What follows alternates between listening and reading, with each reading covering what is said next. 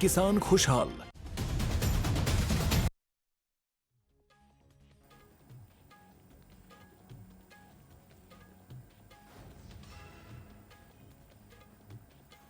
National Herald मामले में ED की चार्जशीट पर कांग्रेस का प्रदर्शन। देश भर में ईडी और सरकारी एजेंसियों के दफ्तर के बाहर विरोध।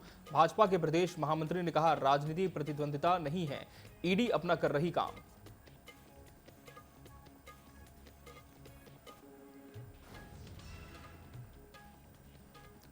देहरादून में डेंगू से निपटने को नगर निगम तैयार। मेयर सौरभ थपलियाल ने फॉगिंग और स्प्रे के लिए कई वाहन किए रवाना। सभी वार्डों में किए जा रहे काम।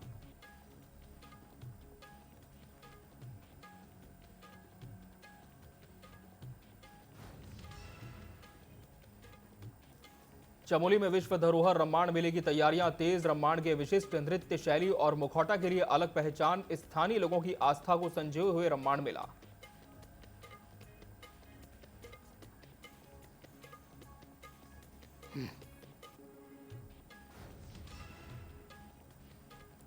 एक महीने में सभी अस्पतालों का डिजास्टर मैनेजमेंट प्लान बनाने के निर्देश। तैयारियों में जुटे अस्पताल। आपदा प्रबंधन की रणनीति पर की बैठक।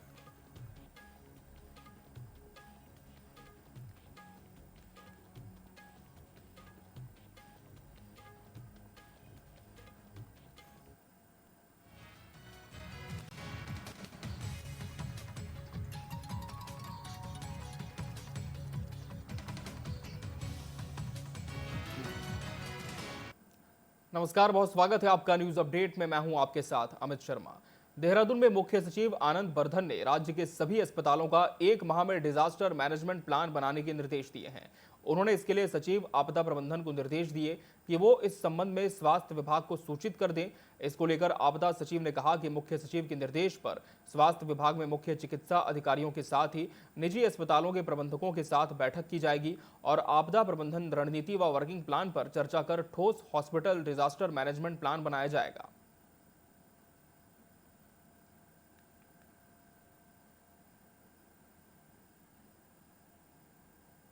मुख्य सचिव महोदय ने बैठक ली थी आपदा प्रबंधन विभाग की। उसमें ये जानकारी चाही गई कि हॉस्पिटल्स जो हैं, चाहे पब्लिक हॉस्पिटल चाहे प्राइवेट हॉस्पिटल, उनके यहाँ डिजास्टर आने पर क्या प्लान है, इसके बारे में देख लिया जाए। तो इस क्रम में हम लोग चिट्ठी भेज रहे हैं सभी अस्पतालों को। उनसे ये रिक्वेस्ट करेंगे कि क्या क्या प्रकार की आपदा आने की संभावना रहती है उनके क्षेत्र में। जैसे भूकंप एक बहुत ही सामान्य सी आपदा है, कभी भी कहीं भी आ सकती है। तो भूकंप को अगर हम ले लें कि भूकंप आने पर उनकी किस तरह से योजना रहेगी, किस तरह से काम करेंगे, कैसे रिएक्शन रहेंगे, उसकी एसओपी बना लें सभी हॉस्पिटल, ताकि जब कभी कोई आपदा आती है तो उसको फिर उस तरह से हम डील कर सकें। डिजास्टर मैनेजमेंट में जिसमें मास कैजुअलिटीज़ या मास पेशेंट लोड एक साथ आता है, उसके मैनेजमेंट के लिए हमने एक टीम बनाई है जिसका हेड डॉक्टर एनएस बिस्ट हैं।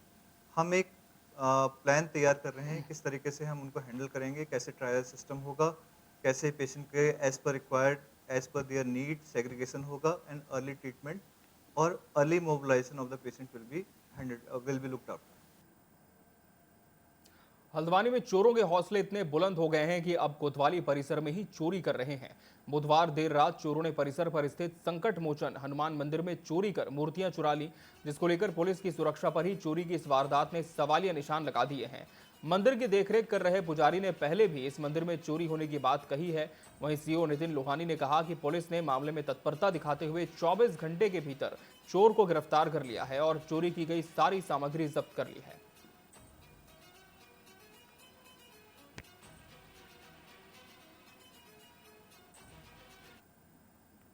ये कल रात हम 12 बजे हमने मंदिर बंद करके जब हम घर को गए, उसके बाद ये हमको आज सुबह 6 बजे हमारे सामने रौतेला फोटो स्टेट वाले हैं, तो उनकी वाइफ आती हैं सुबह रोज़ाना दिया जलाने के लिए।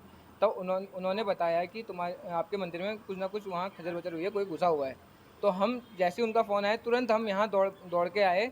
तो हमने देखा यहाँ सभी हमारे देवी देवता वगैरह सब उठा के दान पात्र को भी उसने तोड़ने की कोशिश कर रखी है, लेकिन दान पात्र उसके ने टूटा नहीं गया है, लेकिन वो पलटा जरूर गया। देखिए, कुछ ही घंटों में पुलिस ने इस केस को वर्कआउट किया है। अभी इसमें बाकी जो भी जांच है वो चल रही है। 100% रिकवरी है। जितना सामान गया था सारा का सारा रिकवर हो गया और जैसा मैंने कहा था इसमें 100% ही रिकवरी करेंगे, बहुत जल्द पकड़ लेंगे।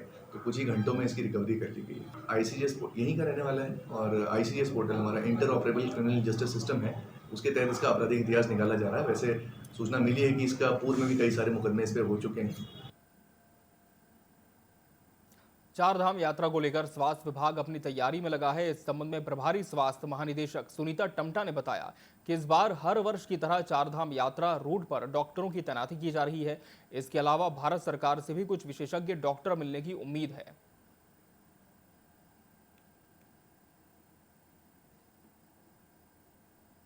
आप लोगों को ज्ञात ही होगा कि 30 अप्रैल से हमारे गंगोत्री यमुनोत्री के पट खुलने वाले हैं और 4 मई से बद्रीनाथ जी और केदारनाथ जी के। तो इसके रिगार्डिंग जैसे हर साल की तरह तैयारी होती है हमारी मतलब हो रही है। और इस बार जरा सा थोड़ा सा हम लोगों ने MRP जरा कुछ बढ़ाई हैं, स्पेशली बद्रीनाथ रूट पर और यमुनोत्री रूट पर। तो और डॉक्टर्स भी हमारे जो कुछ अन्य ज़िलों से हम लोगों ने जैसे हर साल लगाते हैं तो इस बार भी लगाए गए हैं। और विशेषज्ञ लेकिन हमने जो इस बार है वो हम थोड़ा प्राइवेट मेडिकल कॉलेजों से कुछ लेंगे और गवर्नमेंट मेडिकल कॉलेज से तो हम पिछले बार भी लिया था, इस बार भी लेंगे। और साथ ही जो है गवर्नमेंट ऑफ इंडिया से भी हम लोग को कुछ संभावना है कि वहाँ से भी विशेषज्ञ मिलने की वो है उम्मीद है। तो इस तरह से हम जरा जो हमारा गैप है हमारे स्टेट में विशेषज्ञों का, तो थोड़ा बहुत हम इस बार जो है तैयारियाँ इस रूप में ज़्यादा अच्छा कर पाएंगे।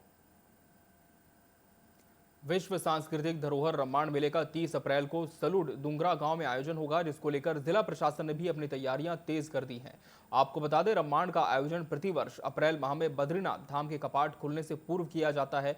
वहीं रम्माण की अपनी विशिष्ट नृत्य शैली और मुखौटे के लिए अलग पहचान है। इसको देखते हुए यूनेस्को की ओर से वर्ष 2009 में रम्माण को विश्व धरोहर में शामिल किया गया था।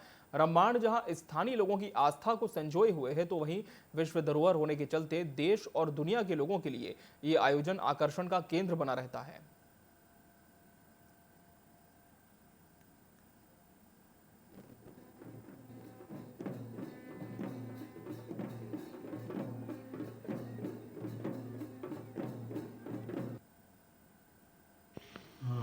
रम्माण जो है हमारा यूनेस्को का सांस्कृतिक धरोहर है, विश्व सांस्कृतिक धरोहर जो सिमट ब्लॉक में मनाया जाता है।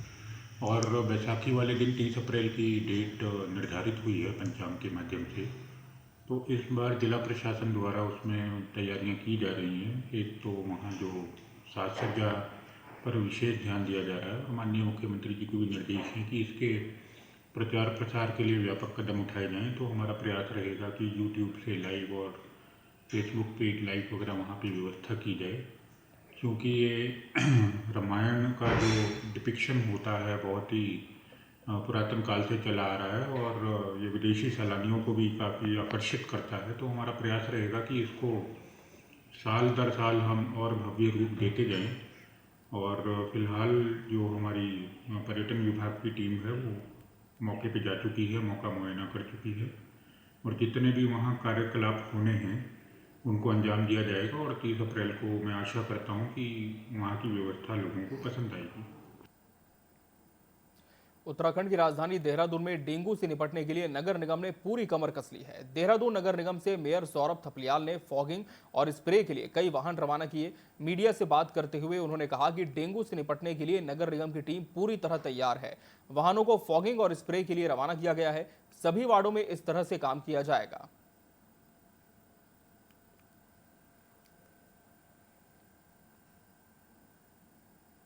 देखिए, क्योंकि डेंगू की दस्तक हमको लगता है कि शुरू हो चुकी है और इसके लिए नगर निगम ने भी अब आज यहाँ पे अपनी कमर कस ली है।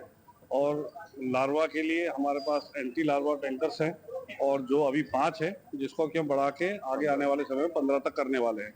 और हमारे पास 130 जो है फॉगिंग मशीनें हैं छोटी और 4 बड़ी, जो कि सारे वार्डों में जाएंगी और जगह जगह पर जाकर और मच्छरों से मुक्ति एक तो हमारे नागरिकों को मिलेगी इसमें, और लार्वा से भी जहाँ जहाँ पे भी लार्वा हमें पाया जाता है वहाँ पे हम कड़ी कार्रवाई भी करेंगे और किसी की लापरवाही से हमको इस प्रकार की चीजें देखने को मिलती है।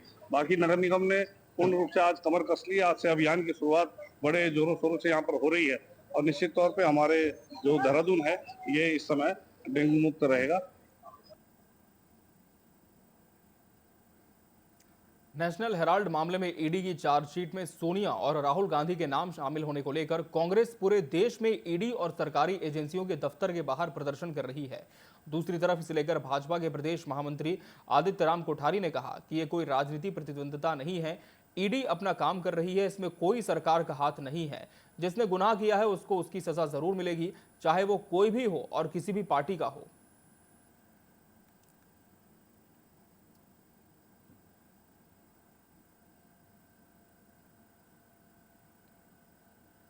देखिए, नेशनल हेराल्ड मामले में लंबे समय से उसमें शिकायतें मिल रही थी और उसमें जांच हुई है।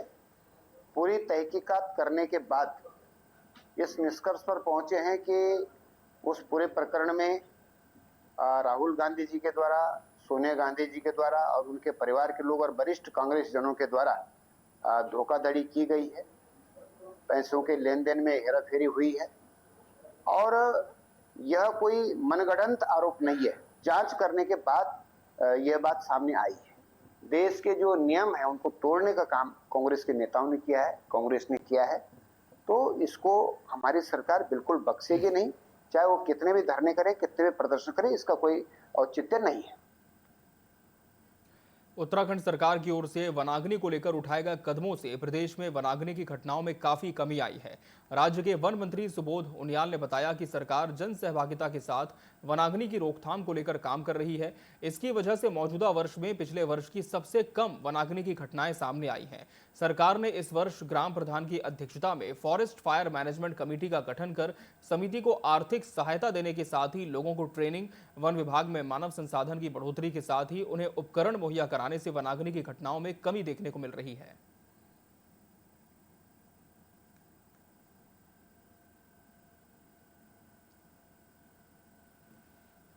देखिए, लगातार हम लोग मॉनिटरिंग कर रहे हैं और ये क्योंकि जन सहभागिता के साथ हमने जब से वनाग्नि को रोकने का प्रयास किया उसके परिणाम अच्छे निकले हैं। और आप देखें कि 21-22 के मुकाबले 22-23, 23-24, 24-25 तीनों ही वर्षों में वनाग्नि काफ़ी कम घटनाएं हुई और विगत वर्ष के मुकाबले अभी तक इस वर्ष में आधे से कम घटनाएं हुई। तो पूरी तरह से हमारा डिपार्टमेंट जन सहभागिता के साथ हम और क्योंकि विगत वर्षों में हमने करीबन 1,500 के आसपास मैन पावर भी बढ़ाई है। इसके अलावा जो यथासंभव इक्विपमेंट्स देने का काम किया और सबसे बड़ी बात कि हर सेक्शन में लोगों को ट्रेनिंग देने का काम करके उनमें और उनको 30,000 रुपया इंसेंटिव दे करके उस कमेटी को, तो इससे और उसके अलावा जो अवार्ड हमने रखे हैं जनपद में, हर जनपद में 3 लोगों को आग बुझाने में जिनका सहयोग रहेगा 1,75,000 और 51,000 रुपए के 3 अवार्ड हर जिले के अंदर और साथ ही कर्मचारियों को भी हर जिले में 1,75,000 और 51,000 जिन कर्मचारियों का भी इसमें सहयोग रहेगा। मंगलौर में चेकिंग के दौरान पुलिस ने बिना नंबर एक काले रंग की क्रेटा कार को रोकने का प्रयास किया, मगर चालक ने गाड़ी को वापस मोड़कर पुलिस पर फायरिंग कर दी। जवाबी कार्रवाई में एक बदमाश को गोली लगी, जबकि एक बदमाश मौके से फरार हो गया। एसपी शेखर चंद सोयाल ने बताया कि उक्त बदमाश के खिलाफ उत्तराखंड सहित उत्तर प्रदेश के कई थाना कोतवाली में अभियोग दर्ज हैं। साथ ही बदमाश के कब्जे से एक तमंचा, 312 बोर, 2 खोखा कारतूस व जिंदा कारतूस बरामद हुए हैं।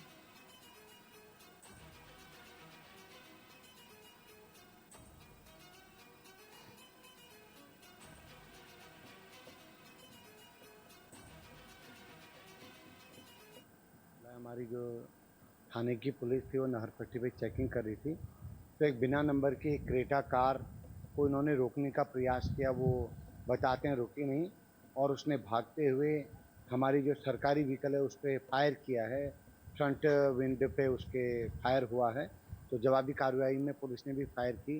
तो एक साथी तो गाड़ी छोड़ के भाग गया और दूसरा जो हमारे हत्थे चढ़ा है इसके पैर में गोली लगी है। इसका नाम है विशाल उर्फ काकू, मुजफ्फरनगर शकरपुर थाना क्षेत्र का रहने वाला है और ऑलरेडी इस पे अभी जो प्रथम दृष्टया पता लगा है यूपी में 4 मुकदमे हैं और 1-2 मुकदमे हमारे थाना मंगलौर में भी हैं और हमारे 307 जो हत्या के प्रयास के मामले में पिछले काफ़ी समय से वांटेड चल रहा था। तो पैर में गोली लगी, उपचार के बाद उसको अभी हॉस्पिटल में एडमिट करा रखा है। लोहाघाट से खबर है, जहां खेतीखान की ग्राम पंचायत गोसनी की परिध्यानी से ओली गांव सड़क का आज क्षेत्रीय विधायक खुशहाल सिंह अधिकारी ने शिलान्यास किया। ग्रामीणों को शुभकामनाएं दी। विधायक अधिकारी ने कहा, उनका प्रयास है कि लोहाघाट विधानसभा का हर गांव सड़क सुविधा से जुड़े, जिसके लिए वो पूरे प्रयास कर रहे हैं। वहीं योजना का शिलान्यास होने पर ग्रामीणों ने विधायक अधिकारी का जोरदार स्वागत करते हुए आभार जताया।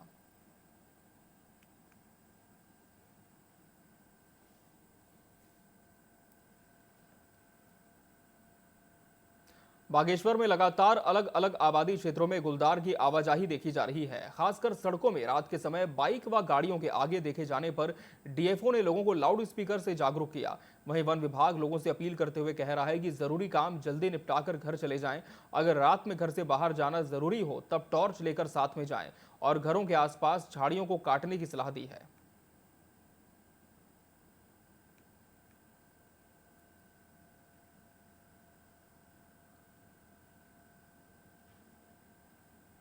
दो बच्चे मोटरसाइकिल से जा रहे थे और रास्ते में एक गुलदार क्रॉस किया उनको और उनके पाँव में कुछ स्क्रैच आए थे। प्राथमिक स्वास्थ्य केंद्र से उपचार के बाद वो लोग अपने घर को चले गए थे।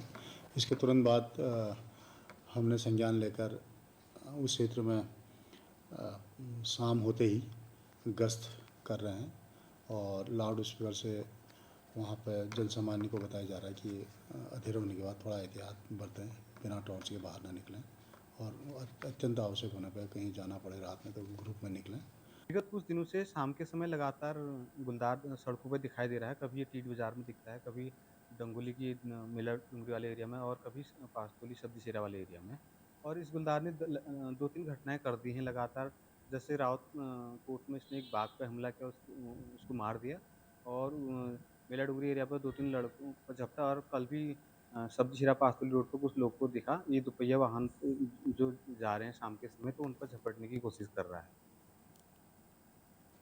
उत्तराखंड सरकार की ओर से खेल प्रतिभाओं को प्रोत्साहित करने के उद्देश्य से संचालित मुख्यमंत्री उदीयमान उन्नयन योजना वर्ष 2025-26 के लिए रुद्रप्रयाग में ट्रायल प्रक्रिया शुरू हो गई है। योजना के तहत अगस्त्यमुनि स्थित स्पोर्ट्स स्टेडियम में जनपद स्तरीय बालिका वर्ग के ट्रायल आयोजित किए गए। आपको बता दें, इसमें 8 से 14 वर्ष की आयु वर्ग की बालिकाओं ने बढ़ चढ़कर भाग लिया। योजना के अंतर्गत चयनित उदीयमान खिलाड़ियों को प्रति माह 1500 की प्रोत्साहन राशि प्रदान की जाएगी। जिला क्रीड़ा अधिकारी मनोज चौहान ने सभी योग्य प्रतिभागियों से समय पर ट्रायल में भाग लेने की अपील की है।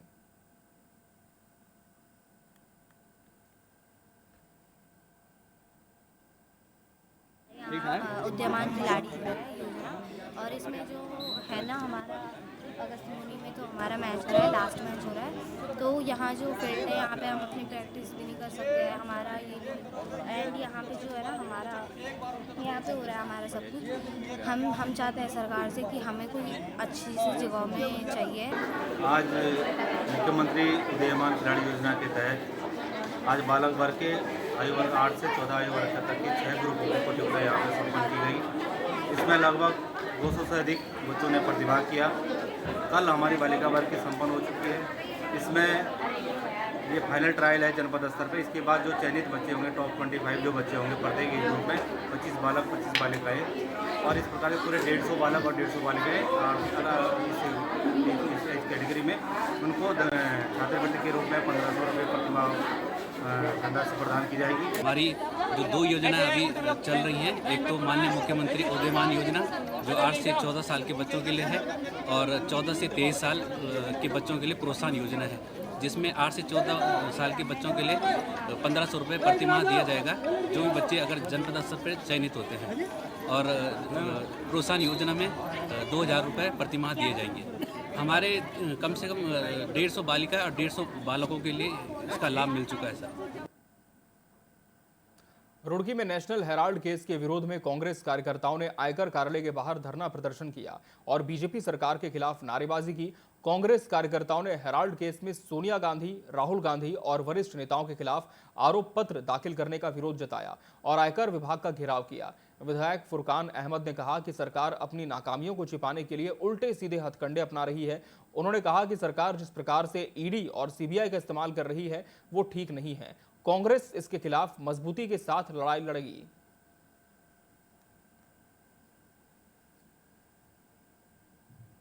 पूर्व राष्ट्रीय अध्यक्ष आदरणीय सोनिया गांधी जी और हमारे नेता प्रतिपक्ष राहुल गांधी जी के खिलाफ जो चार्जशीट जमा की है ईडी ने, उसके विरोध में हम यहाँ पर बैठे हैं। क्योंकि राहुल गांधी जी और सोनिया गांधी जी और प्रियंका गांधी जी और हमारे जितने भी कांग्रेसी नेता बेदाग हैं, भारतीय जनता पार्टी उलझाना चाहती है। क्योंकि अभी जब अहमदाबाद में एक प्रोग्राम हुआ, पार्टी का अधिवेशन हुआ, तो उससे राहुल गांधी जी ने लोकसभा में कहा था कि इस बार हम गुजरात को जीत कर रहेंगे, और वो प्रोग्राम करके भी दिखाया वहाँ पर, जहाँ मोदी जी कहते थे, अमित शाह जी कहते थे कि यहाँ भी कोई गुजरात में परिंदा पर नहीं मार सकता। तो वो सब कामयाब हुआ, तो उससे बुखला गए ये ईडी का इस्तेमाल करती है, तो उसका हम विरोध कर रहे हैं। भाजपा के वरिष्ठ नेता हैं जिन्होंने भाजपा के भ्रष्टाचार पर भी बहुत सारे सवाल उठाए, सुब्रमण्यम स्वामी, उन्होंने कोई शिकायत करी, एक ऐसी शिकायत जिसमें राष्ट्रीय अखबार हमारा जो नेशनल हेराल्ड है, जिसने इस देश की आज़ादी में महत्वपूर्ण भूमिका अदा करी, उस पर 100 करोड़ रुपए का कर्ज था। उस कर्ज अदायगी के लिए यंग इंडिया कंपनी जो हमारी एक NGO है कांग्रेस की, उसने कांग्रेस पार्टी से कर्ज लेके वो कर्ज अदा किया बैंकों का। मेहुल चोकसी, नीरव मोदी, ललित मोदी की तरह भारत सरकार का बैंक जमा ले रिटर्न किया गया। ऐसे मामले ईडी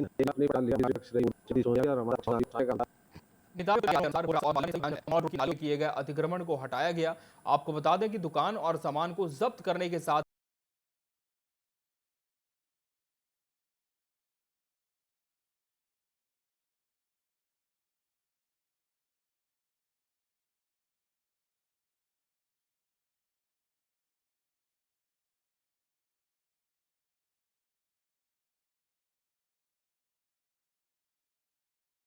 ही चालानी कार्रवाई की गई, जिसमें 5000 के चालान काटे गए और 100 से अधिक लोगों को नोटिस जारी किया गया। वहीं पालिका प्रशासन का कहना है कि प्रत्येक सप्ताह इसी प्रकार का अभियान चलाया जाएगा ताकि मॉल रोड को अतिक्रमण मुक्त रखा जाए, जिससे पर्यटकों को परेशानी ना हो।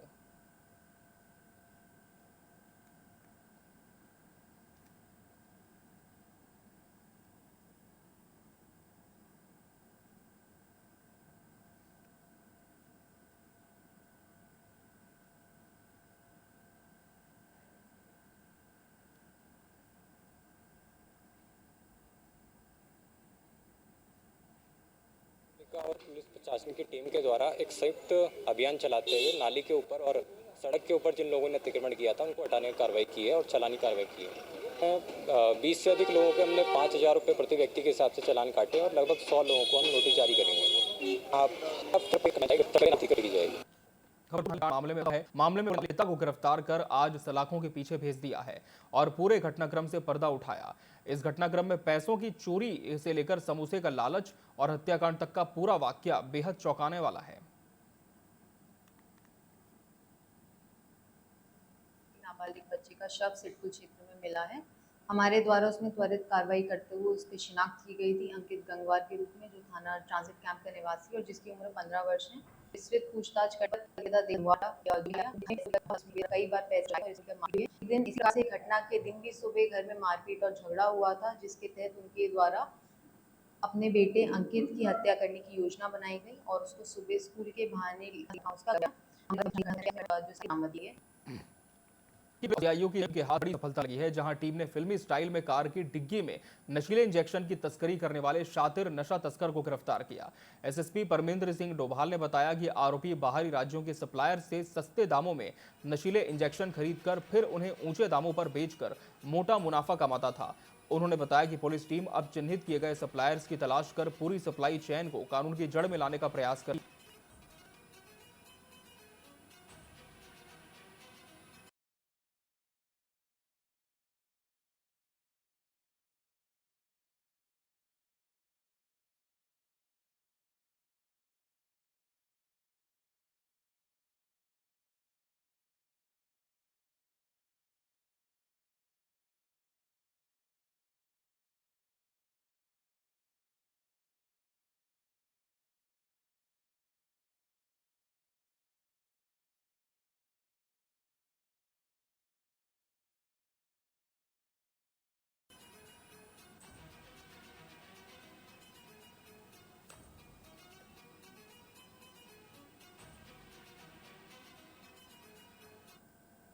उत्तराखंड की पहल पे आज का बड़ी कार्रवाई करते हुए हरिद्वार पुलिस ने रुड़की में CIO रुड़की और रुड़की पुलिस के द्वारा करीब 3000 इंजेक्शन के आसपास की एक बड़ी खेप पकड़ी है, जिसमें उनको हिरासत में लिया गया है। उनको न्यायिक परीक्षा में भेजा जाएगा। इनके साथ ही जो अन्य अभियुक्त इनके साथ जुड़े हैं, जो इस पूरी चेन का हिस्सा है, उनकी भी पुलिस तलाश कर रही है। जल्दी ही अन्य अरेस्टिंग्स भी की जाएगी। मुझे यकीन है कि नशा मुक्त उत्तराखंड की जो हमारी पहल माननीय मुख्यमंत्री की है, उसको लगातार हम लोग साकार कर रहे हैं और इसमें और भी बड़ी बरामदगी होने की संभावना है। दून अस्पताल से एक मामला सामने आया है जिसमें एक महिला की डिलीवरी हुई और उसके तुरंत बाद बच्चे की मौत हो गई। परिवार वालों ने डॉक्टर्स पर लापरवाही का आरोप लगाया है। वहीं इस मामले में पति ने कहा कि उनकी पत्नी की डिलीवरी नॉर्मल नहीं होनी थी, जिसकी बात उन्होंने दून अस्पताल के डॉक्टर्स को बताई, लेकिन डॉक्टर्स ने डिलीवरी उनसे बिना पूछे नॉर्मल की, जिससे उनके बच्चे की मौत हो गई।